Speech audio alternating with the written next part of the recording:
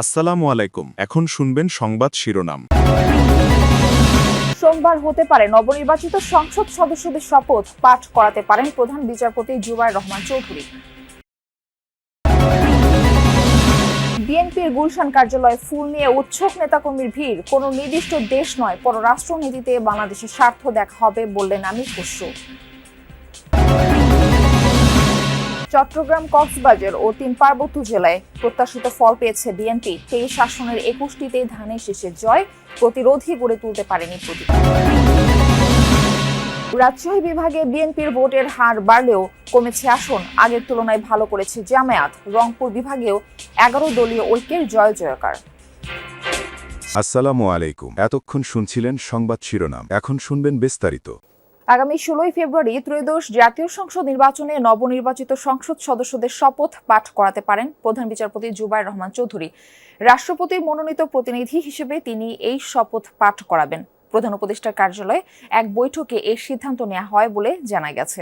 এবারে সংসদ নির্বাচনে বড় দল হিসেবে বিশাল জয় পেয়েছে বিএনপি।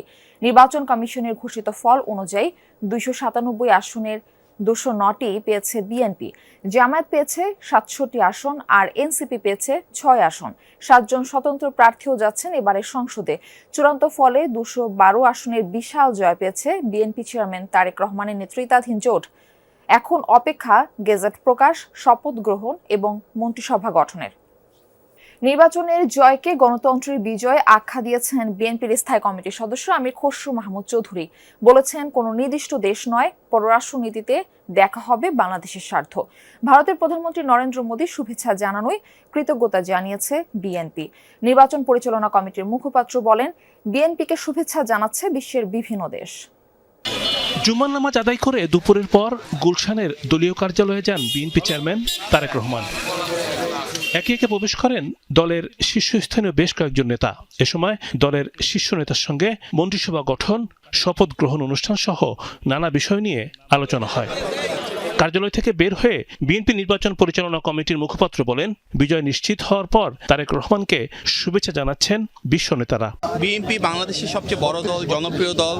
বিএনপির সাথে জড়িয়ে রয়েছে বাংলাদেশের অপামর জনসাধারণের আবেগ, আকাঙ্ক্ষা এবং অনুভূতি।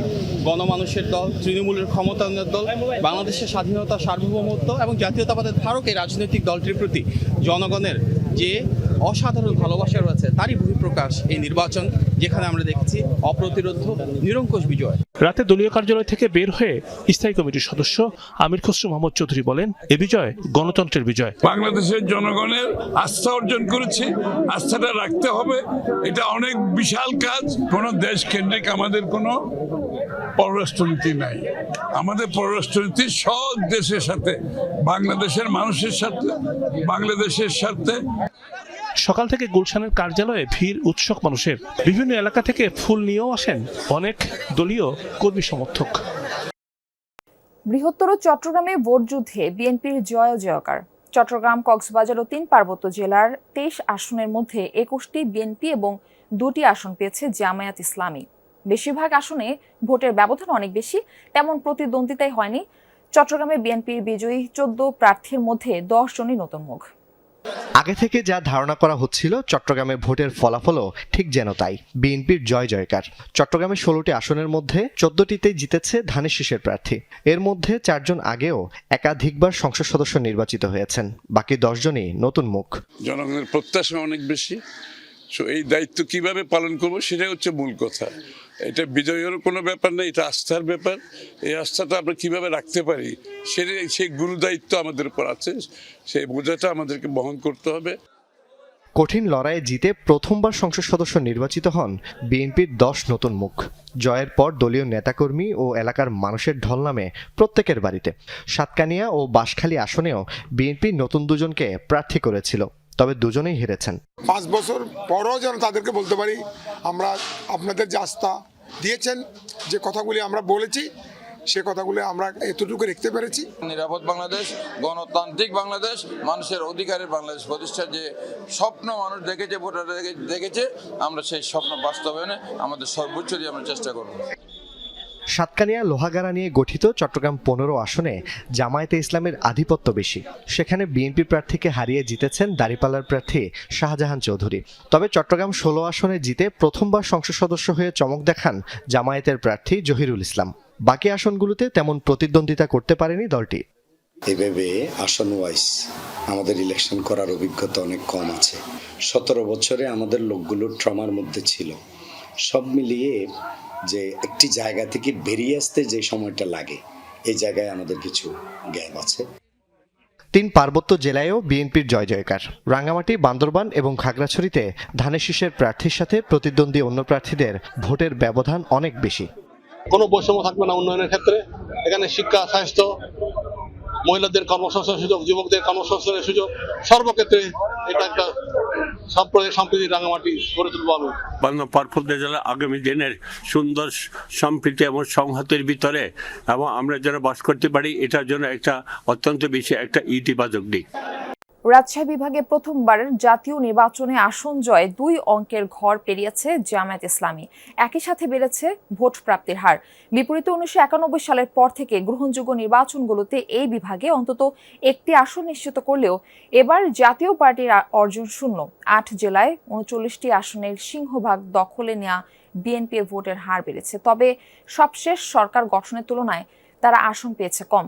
2 দলের নেতারাই বলছেন অঙ্কের হিসাব কষার চেয়ে দীর্ঘ সময় পর নির্বাচনী ময়দানে ফেরাটাই গুরুত্বপূর্ণ। দীর্ঘ 39 বছর পর ফের সংসদে বসতে চলেছেন জামায়াতে ইসলামীর কেন্দ্রীয় নায়েবে আমির মুজিবুর রহমান। 1986 সালে রাজশাহী 1 আসন থেকেই তিনি সংসদ সদস্য নির্বাচিত হয়েছিলেন। বয়স তখন ছিল তার কম, সংসদে থাকতেও পারেননি খুব বেশি সময়। আমরা 10 জন এমপি ছিলাম, আমরা 10 জনই একসাথে পদত্যাগ করলাম। তারপরের দিনই জাতীয় সংসদ ভেঙে গেল। এরপরে এরশাদের পতনটা খুব দ্রুত সম্পন্ন হলো। সেদিনকার এমপি নির্বাচনটা ছিল বলতো স্বৈরাচারকে দেশ থেকে বিদায় করা। এবার পরিণত বয়সের এই বিজয়কে এই অঞ্চলের মানুষের জন্য কাজ করার একটি সুযোগ হিসেবে বিবেচনা করছেন তিনি। বাংলাদেশের অভ্যুদয়ের পর থেকে জামায়াত ডাবল ডিজিট অতিক্রম করে তাদের ইতিহাসে এবারই সবচেয়ে বেশি আসন পেয়েছে রাজশাহী বিভাগে। প্রথমবারের মতো এই অঞ্চলের একটি জেলার সবকটি নির্বাচনী আসনে জিতেছে তারা। আমাদের দেশে আল্লাহর হুকুম চলে না, যদি চলতো তাহলে দেশটা খুবই ভালো হতো। সেই হিসাবে আমাদের প্রথম টার্গেটই হচ্ছে যে আল্লাহর বিধিবিধান মতো আমাদের দেশ, সমাজ, জাতিকে পরিচালনা করার চেষ্টা করা। 1991 থেকে 2008 পর্যন্ত বেশিরভাগ নির্বাচনে একটি না একটি আসন পাওয়া জাতীয় পার্টি এবার আসন শূন্য। অন্যদিকে বিএনপি তাদের আগের সর্বোচ্চ সংখ্যক আসন জয়ের রেকর্ড ছাড়াতে না পারলেও উত্তরের এই বিভাগের 39টি আসনের সিংহভাগই তাদের কবজায়। রাজশাহীর সর্বস্তরের মানুষ আমাদের